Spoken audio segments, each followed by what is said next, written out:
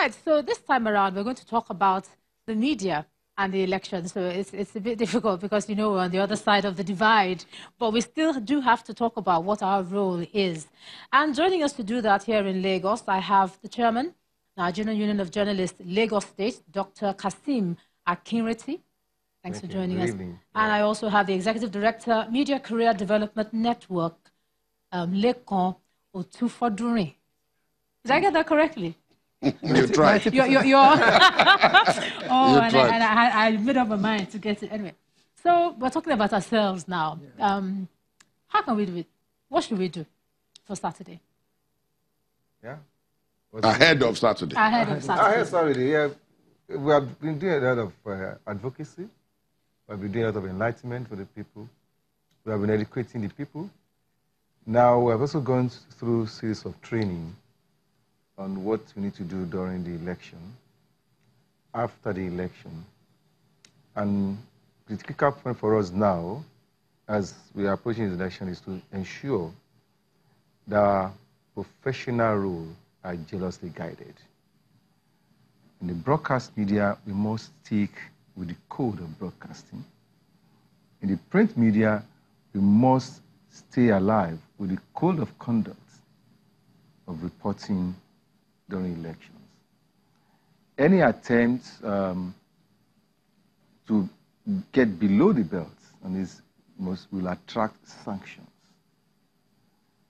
For the broadcasting, for broadcasters, yes, if you go below the line for the code, the sanction is you are going to pay, the media organization will pay. For the print media, what you go through is that you go to what we call the ethics committee. And so for everything you are going to do during this period, journalists must be on guard. Because any attempt for journalists to misinform the nation could be extremely catastrophic. So we owe that duty to inform people adequately, to educate them adequately. Of course, it's got to entertain them. We cannot afford to go below the line. But what do we do about people who are not part of our profession, who have the tools that we have and have the internet at their disposal, and they kind of taint the information that comes out from us? One of the biggest worries during election time is where this information is going to come from. What do professional journalists do about it? That's one reason why we as professionals, we should have been the one that will have, be the other side of the divide. Most of our colleagues in it who have left the traditional media should go and populate the social media because they are well trained to handle all those appliances and make it much more better. Inform the people adequately. The origin of fake news and the rest are from non-professionals, but because we left it for them. And the other thing is that people ask the question, is it true? Even when you can get it from the right source, people still question it. Yeah, we've become verifiers. Yeah, so that's a challenge. For me, that's why I have argued that the NUJ must see how we can bring in those guys in the social media. If they are under you, it's easier for you to regulate them and to tell them what they need to do. But you leave them, it's free for all. That is really endangering our profession. Now, Mr. Otufodunrin, again, you've touched, Ijoma has touched that in her conversation with Dr. Akinreti, but I want us to expand it a little. You go to any event now, if you take, for example, the last 3 days of briefings by the ANEC chairman, half the questions are about stories trending on social media. And having listened to some of the replies, you find that more often than not, he's saying nothing like that happened, that, it was not correct. Or not quite like or not quite the way it's being, being presented and so on. Which brings us back to the first question, which is that how do you, as a media person, looking at a variety of sources, identify which is which can be relied upon and which is probably doubtful in this kind of heated atmosphere? How do you do that? Well, I think more than ever before, there is a need for a lot of media literacy for everyone. Because in spotting what is true and not, the first thing is you need to know the real sources. You need to know genuine sources. Unfortunately, it's too late to complain about the internet. It's here, and it's everybody's right to share information. There's a professor of mass communication like says, some of these people are information traffickers. They are not journalists, so we need to draw that line of distinction. So when people are saying things are false, we need to be sure who is saying what. So I think media literacy in terms of understanding. So for example, you're on Twitter, and a story is breaking. Is that Twitter handle verified? Does it have an history? If you don't understand that, you can easily be deceived. And that is why even for the public and even the journalists who are practicing, we need to raise up the bar in our understanding because unfortunately, some of us are also falling prey for this. And we cannot excuse our problem on those who are doing the wrong thing. So media literacy in terms of understanding this new terrain is a new terrain for publishing, for broadcasting, and except we understand it, there'll be a lot of confusion. But what we also need to do is that the more we do the right thing, people will know the difference. I know for sure when people have things online, they say, look, let me check whether it's on channels, whether it's on Punch, whether it's on Nation, to be sure. So people are beginning to get that. If you can do more of that, people will know that, yes, this is the right place to find it. What can we do, Dr. Kwasim, about conflicting results? Because we're looking at Saturday now, rather than, when those results begin to trickle in and the counting is going on, and then you begin to see so many people declaring what polling unit is, what number it is.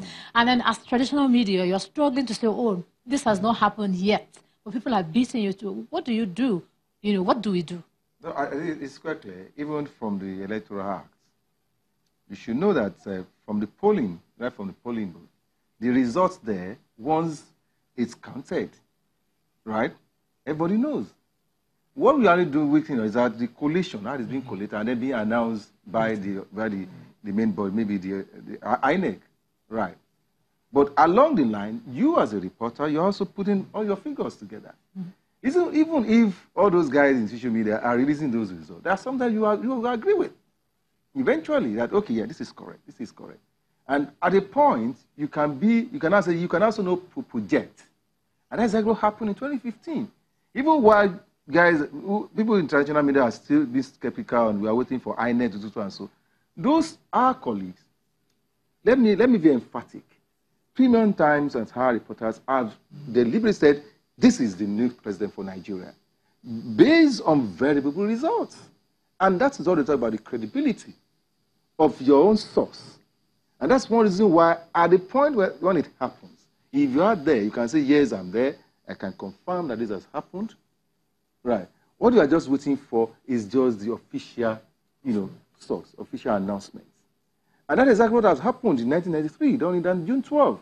It was quite clear that this is the clear winner of that election. But unfortunately, INEC, which is the NEC then, which was the official body, was not just stepping up to announce the result. But the reality is, everybody knows that result. So why this is quite interesting that you cannot, there's no way you can keep the social media permanently mute without them being active. What you can do, you as the traditional source, as more credible source, people will not believe you by the time they can see the lines scrolling from so and so. And that's exactly what happened at our Sudan election. People are saying, oh no, I'm not going to believe this until let me see, is it from channels? Is it from NT? Is it from so and so? People are not cross-checking that. And that's the reason why fact-checking has come to stay. And that is the beauty of democracy. That's the beauty of democracy for the media. Because everything you are saying, people cannot tell you that's not true. Oh, this is true. This is right. This is wrong. Where did you get this from? Where did you get this from? So people can question your own. So if you are not careful, if your credibility is at stake once, you've lost it. And so why I appreciate this, the technology right now is that it's putting all of us on our toes. That you cannot just afford to slip over any issue. Or you are just being too slow. Guys will beat it to it. And as you can see that various good media organizations, even traditional ones now, you guys, everyone is a race. You see breaking news. When breaking news, then you look at it. Is it really breaking? Or broken. Or broken. And then you look at it. And what media organizations are credible media that is that people will be at the source. Either through a phone call, corresponding so and so, and it tells the story. And so that is the beauty of reporting. in the 21st century. But then another problem of this report is what I want to ask you. People, I don't know whether the people should make their minds up. Okay. When education is not enough, the media is blamed. Okay. When you want to educate, who asked you to do that? So we're sort of in a catch-22 kind of situation. What do you do when everybody's trying to tell you how to do your job? Well, again, I keep saying that we need to really be sure who is a professional, who is not.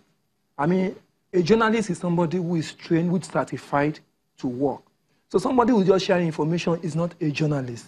So when that kind of person misleads, it's an information trafficker. Yeah. So you can't blame.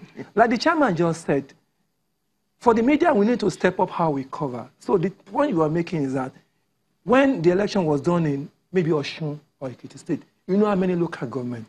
What I have seen happen is that for some of the new media, what they have done is that they have correspondents in all the local government. An election that is declared by the local government electoral officer is an official result. So if they have reporters in the local government and they have the figures, they have the right to publish that figure saying this was declared at this local government, this was declared at this local government, and then you begin to tabulate. They are not doing something illegal when they are declaring something that has been declared by an electoral officer. So that's why now this is a different kind of publishing, as long as it is true.